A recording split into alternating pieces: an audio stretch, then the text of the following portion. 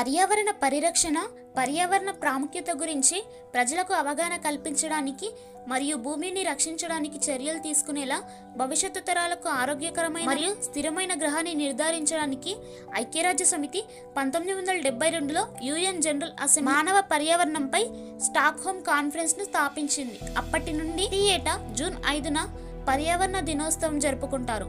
మొదటి ప్రపంచ పర్యావరణ దినోత్సవం 1973లో ఒకే భూమి అనే థీమ్తో నిర్వహించారు. పర్యావరణ దినోత్సవంలో 150కి పైగా దేశాలు పార్టిసిపేట్ చేస్తాయి.